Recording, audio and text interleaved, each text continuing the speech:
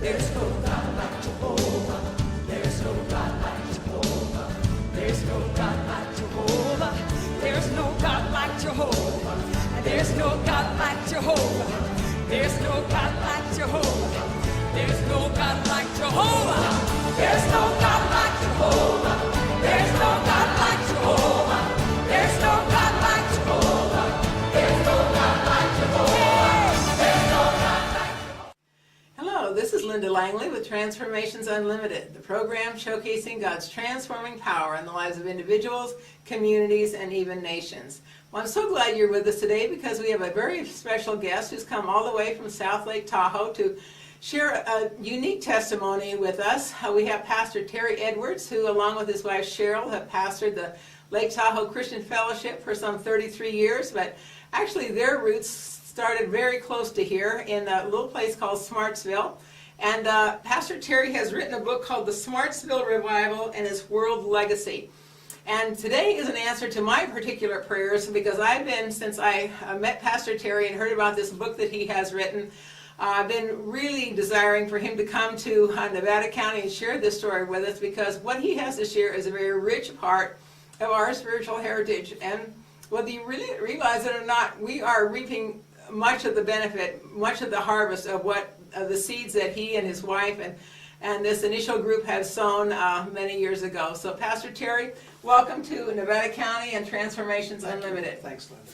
Well, as you know, I am all over this book. I'm very excited about this book because, you know, it's important to know our roots and where we've come from. And we here in Grass Valley, Nevada City area, we're impacted significantly by what happened in Smartsville a number of years ago. And if you would begin by sharing with us a little bit of your personal history and how you wound up in the midst of this Smartsville revival, we'd really appreciate it. I know Pastor Terry's testimony will encourage you, and as you hear how God got a hold of him as he was looking for God in all the wrong places, how God got a hold of him and really brought transformation to his life. Go ahead. Okay. All right. Well, the revival that I'm going to be sharing on actually started in 1971. But just to give a little preview of what took place in my life regarding Smartsville prior to that, I was raised in Smartsville, basically, on Mooney Flat Road, about a mile from downtown Smartsville, downtown being, Smartsville being a population of 120 people. So it's a very, very small little community, formerly a gold rush community, birthed in the 1850s when they were discovering gold in the Yuba River, and up sprang this little community of Smartsville, and then Timbuktu, which was right below it. In fact, at one time they used to be one community. Growing up, I knew it had a history like that, but I didn't understand. It didn't really have much impact on me other than the fact that I enjoyed climbing the cliffs and going into what they called the diggings and spending a lot of time in the Yuba River. And so I just grew up there. My brothers, my sister, my mom, my dad, and went to the little one-room schoolhouse. Graduated from the 8th grade there in 1960. Loved the area. Went to Marysville High School. Started at some point as I entered young adulthood looking for answers regarding, what is really the meaning of life? What direction should I take with my life? Got into a lot of wrong stuff, got into the drugs, got into the things that were happening during that period of time. Ended up in Eastern mysticism with a lot of my friends. And so I knew a lot of people around that area of Smartsville, but I moved away from there a number of times, kept coming back to the general area, the Marysville, Yuba City area, and found myself just desperately looking for answers as I got into my mid-20s. Didn't realize at the time that God was actually beginning to do something all over, especially California, in what became known as the Jesus movement, but it also spread across the United States. Many have heard about the Jesus movement, At the time, I didn't know there was any Jesus movement. I was just looking for answers. And in my journey, I had to come back. I actually moved away to the state of Washington, trying to find a utopia, a place to live where I could just read my books and seek God, not knowing who He was, not knowing really how to seek Him. And came back, though, because I did have a job as a forklift driver in the summer of 1971, guaranteed for me, so I came back for that. And I met this guy as I was driving a forklift at a cannery, and this young Christian guy, about my age, during breaks would come up next to me, and he'd start after a little bit. He'd notice I'm reading books about Paramahansa Yogananda and other gurus, and he ended up witnessing to me. And this went on for a couple of months. I'm going to make kind of a longer story shorter here. He ended up, after that season was done, he moved back to this Christian commune over on the coast in Eureka and invited me to come and just visit him. And I liked the guy. I didn't think that he had the answer. In fact, I thought I had almost convinced him that I had the answer, even though I was thoroughly confused. But I did go to... convicted of what your theory was, though, huh? Yeah, well, it took time. God had to run me down. I was pretty steeped in that, the whole Eastern philosophy, Eastern religions. I ended up going to what they called Lighthouse Ranch over on the coast, just below Eureka.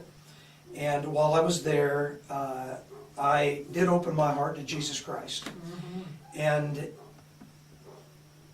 I was only there for 4 days, but something very dramatic happened to me, and I left that place thoroughly knowing that I believed in Jesus Christ, that I had an encounter with Jesus Christ.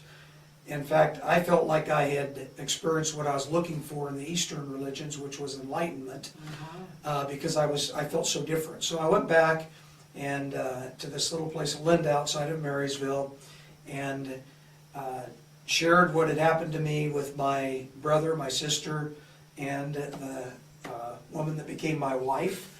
And they all had the same exact experience as me, and they got born again, and we didn't know where to go to church. And we ended up, my brother, who I hadn't seen in a year, stopped by our house and said, well, I started attending this little church up in Smartsville. And that was about 20 miles away from where we were living, but of course I'd grown up there, so I was real familiar with it. So we ended up jumping in the car on a Sunday morning, thought let's go check it out. We went up there, and there was just a small little group of people, maybe 15, a great pastor, Jerry and Yvonne Russell, and Joseph and Naomi Rice, who were the assistants in this small little building, in this small little community. And he worked the altar call real heavily, and we knew he was after us. So even though we had already been born again, we thought, well, let's do it again. And we went forward and we knelt down. And at that time, of course, we were hippies. And we had all the looks of the hippies and dress of hippies and the whole thing. So we ended up really liking the pastor and decided, let's go back there. That seems like a good place. He was very relational. He was very warm. Really, really, really loved Jesus. And this guy was so full of the life of God, we felt like he was like a guru who we were looking for gurus. So it was like God used our own lost paradigm and false spiritual paradigm to prepare, to make a way for Him to reveal Christ to us and for us to come under a spiritual covering. And so it was such a dramatic change in us, all of us, all four of us that were living together. We wanted to go back. We started going back. Pastor started coming over to our place and holding meetings and telling us to bring our friends. And so we did. And we started having meetings at least 3-4 nights a week. And we had no furniture in our house. So we just sit on mattresses or pillows or something He didn't care. He came in and there was one chair, a couple of chairs we had in the kitchen. He created a hot seat, and he'd just say, hey, anybody that wants to feel the power of God come on their life, just sit in this seat. And so our friends we'd invite our friends to come. They'd sit there, and he'd pray over them, and something would happen to them. Yeah, wow. The Spirit of God would begin to change their hearts and touch their hearts. Awesome. So this little church building just began to fill up. And within probably 2 to 3 months, it was packed with, I don't know how many at the time. Starting from 15, it probably was about 60 people or so, 60, 70. Still had room to grow. But Jerry just totally conformed. He saw what God was doing, the group God was reaching, and told us to bring our conga drums, our guitars, and so on. So just revival broke out, and people started coming from other places to check out what was happening, because the life of God was flowing. We'd have 3-4 hour meetings, think nothing of it, and we were meeting people we didn't even know. Many of them were from the counterculture that we had been a part of, that were friends of ours or friends of ours that began coming in to see what was happening too. Yeah. And so that was what took place within the first several months. So now that brings us up to around November, December 1971. Okay, before we go to that part, let's just go to the part where, unbeknownst to you, what was happening in that little church prior to your conversion and all these other hippies coming in? What was going on at the heart of that little church? Okay, excellent. What was going on was really the crucial element of what was really taking place. This group of the small group that were in that church were praying. Yeah. And they were praying for God actually to reach their community. Now again, I'd grown up in Smartsville, so I'm sure the prayer somehow reached me.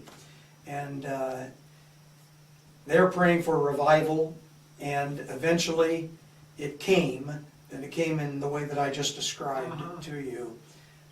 It wasn't exactly the way they wanted it to come. Right.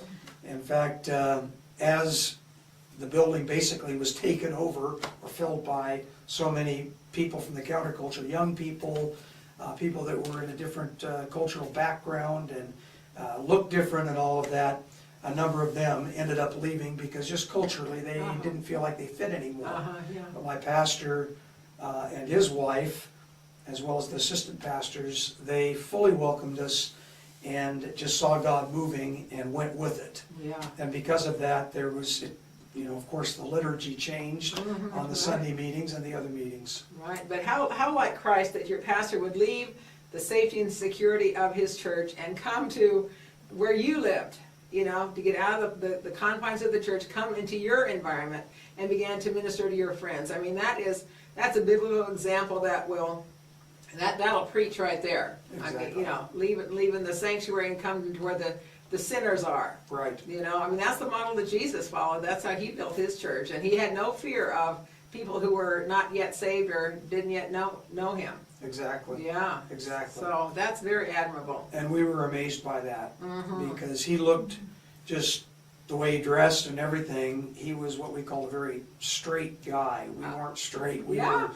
the terminology we used, we were from a counterculture. So to him it didn't bother him at all. He looked right at our hearts and just loved us, showed the love of Christ. In fact, that was one of the most impacting things, was how we sensed the depth of his love for us, and not even knowing us, and us being really different from him, coming from a different world than he was in himself. So that real genuine love that was communicated. I mean, people were won through love, not through doctrine. that's right. Yeah, it was relationship, because Jesus is all about relationship. Exactly. He doesn't want us to get all involved in religion. He wants to have a relationship with us. So your pastor modeled that, did an excellent job of modeling that, and that's something that you have continued to model in your years of ministry. So let's go back now to 1971 that you mentioned. Now the church is full of these conga drums and hippies and all kinds of things. So what happened from there? Well, one Sunday morning, we've been making the journey back and forth from Linda to Smartsville as often as they had meetings up there. And of course, then Jerry came to our house too, but I had an affinity for Smartsville because, not just because spiritually what was happening, but because I had been raised there. And so one Sunday we just got in our car and made the loop. There was this road that kind of looped up around this little hill. And as we made this loop, we noticed a great big old house. The biggest, oldest house. It actually was the formerly James Smart's Hotel. The town was named after it. And it was a big old building, probably 150 years old or so at the time, and run down, and we noticed a for sale sign on it. And we didn't have much money, but we thought, well, let's just stop and talk to this guy that's on the front porch. And I didn't know him, but I knew of him from earlier days, and his name was Mr. Booker. And so we stopped and talked to him and told him we saw your for sale sign, and he invited us in. And I think he'd had it on the market for a while, but it was so run down that nobody was interested. But he took us on a little tour through it, and it was a hippie's dream to us. So we just thought, well, boy, if we could afford this, maybe this would be a great place to live, and we were so close to the church. And so we thought, well, let's run this by Pastor Jerry and have him come and look at it and see what his opinion is. So he, within a few days, he made the journey with us, went and did the tour, and he saw the same potential. We thought, Jerry, we could just turn this, we could buy this if we get the terms right, we can buy this, and we'd saved a little money from working, all of us, and we thought, well, maybe we can buy this and just open it up for whoever. Because there were so many young people on the road in those days. We called it just living on the road or being on the road, and they were hitchhiking around. We thought we could pick up hitchhikers, witness to them, give them the love of God, offer them a place to stay if they receive the Lord, and it could be a discipleship center.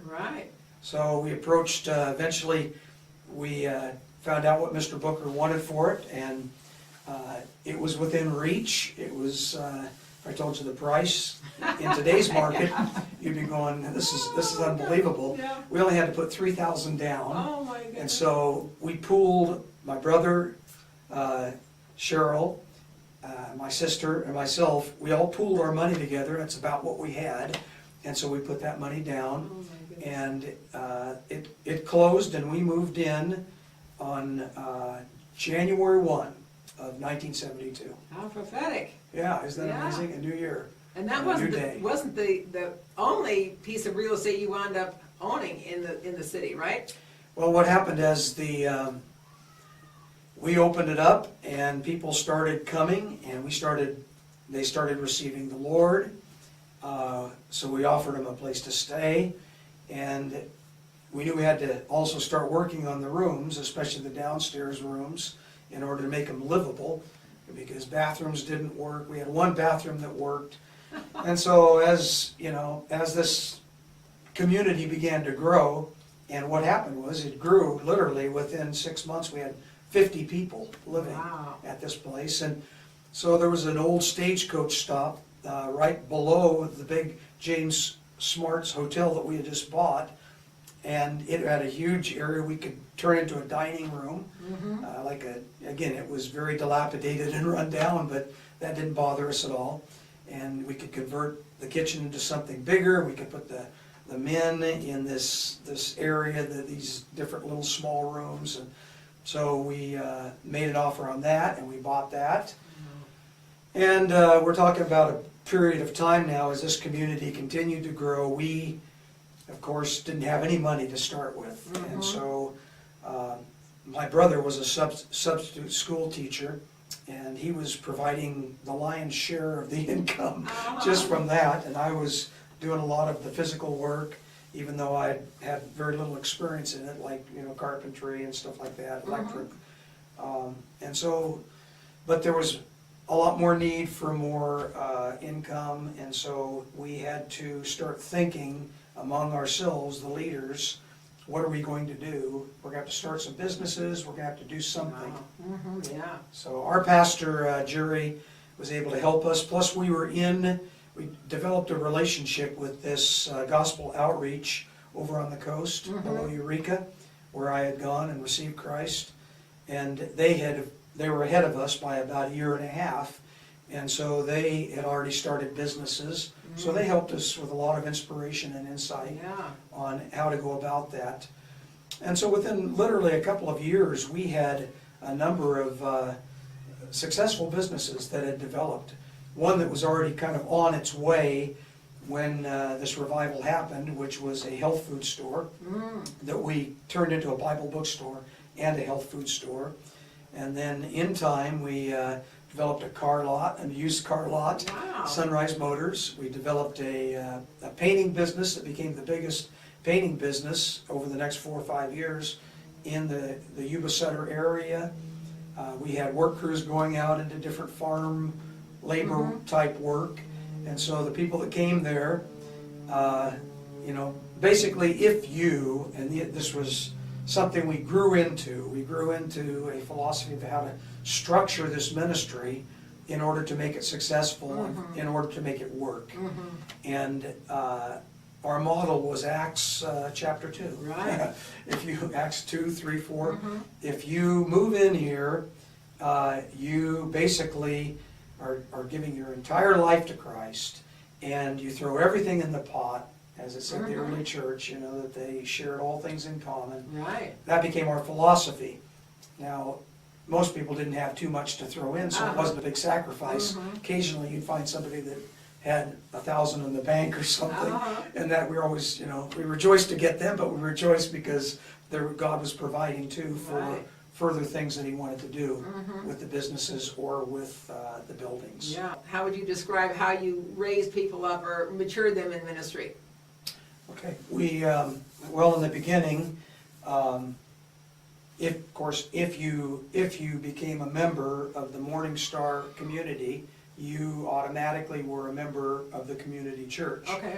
Because really the buildings that we ended up buying, which were, I think we bought four buildings, and they were all adjacent to or across from the little church. So you could draw a big circle and have all of our properties and buildings, including the church, within that circle. So people were required to go to church Yeah. and attend Bible studies at the ranch in midweek. I remember teaching my first Bible study there. I was probably about 9 months old as a believer. I had never had any formal training, but everybody that had gotten saved looked at me like I was some very mature spiritual leader, even though I had never even, I hadn't even read through the Bible. I had read through the New Testament by then, but I hadn't read through the Bible. I didn't know that much about it, but we were growing in understanding through the teachings of our pastors. So we just relationally came alongside those that received the Lord. And then, of course, they had to fit into the whole environment. And then just by osmosis, Right. God began to really transform people's lives. Right, and when you're living in such close proximity one with another, that's accountability, it's growth, it's maturity, it's iron rubbing, Exactly. iron, and so things get worked out quickly in an environment like that. Exactly. Now, the title of your book is The Smartsville Revival and Its World Legacy. In the last few minutes here, we've got about 3 minutes or so left. Let's talk about the world legacy, Terry, that has spun off from this little Smartsville revival. Okay. Well, what happened was that ministry continued to grow. In time, we outgrew the Smartsville building, and so we decided to start meeting on Sundays in Marysville. We found a building there, began to meet in there. And we had been inspired with a vision by Jim Durkin, who was the apostolic leader over gospel outreach, to have a vision of sending out teams to other cities. Not just a pastor, but teams of people that we felt were qualified. So we had also headed in that direction. And within 3 years after its beginning, we sent out the very first team, which was to South Lake Tahoe. Okay. And out of that grew the church that my wife and I have pastored now for 33 years. The church in Marysville also eventually moved into the Yuba City area, found property, and it's expanded. And we always, because there was in the DNA of what God had done there, a strong missions vision, both wherever any team or any church, like what became Church of Glad Tidings in Yuba City and what became Church of Glad Tidings in South Lake Tahoe, had a missions vision. And so if you were to really look at what's happened since, say, that time I'm referring to, it's been amazing. I mean, there has been, just in South Lake Tahoe, we started a ministry, a literature ministry. Started off with the School of Evangelism through Francis Anfuso. It spread around the United States. Many materials were written and have been used by large churches all around the U.S. We've done seminars in many nations, Asia, Russia, so on. Wow. The church in Yuba City also has, in its DNA was missions also. So that church has become very, very large. They have sent out many teams to Africa and different places, Asia. And so there's just been this, I can't tell you how many, out of that little group, out of the initial 4 of us that showed up in the church, there has been this incredible, it's been like a tree with its branches just spread out. And literally thousands were impacted and saved from that little beginning, that small little seed in Smartsville that came from the praying people there. And it just spread out now into so many places. Yes, and Pastor Terry and his wife Cheryl, they're the head of a network of pastors called Sierra Springs up in the Tahoe, Nevada area, and they have planted numerous churches in the Philippines. And so, God is so true to His word that we're faithful in little things. Even though we don't know what we're being led into, we just go kind of blindly by faith, that He does. He continues to entrust us with more. And now you have been a world influencer, as other people who have been, foundational in the Smartsville revival. I hope that some of you that are watching, this rings a bell with you and you want to connect and read this book. You can order it online from equippers.com. That's equipper.com, and that's through their ministry called Christian Equippers International. If you know somebody whose life was touched and impacted by the Smartsville revival, order this book and share the experience with them and with other people, because this is an important part of our Nevada County regional spiritual heritage. And Pastor Terry, I'm so thankful that you would take your time to come down and bless us with your story. And so we just hope you were blessed and encouraged by Pastor Terry's testimony today on Transformations Unlimited. We thank you for being with us, and we look forward to seeing you next week on Transformations Unlimited. Nobody, not Buddha, not Muhammad, but Jesus. There's no God. Yeah, there's no God.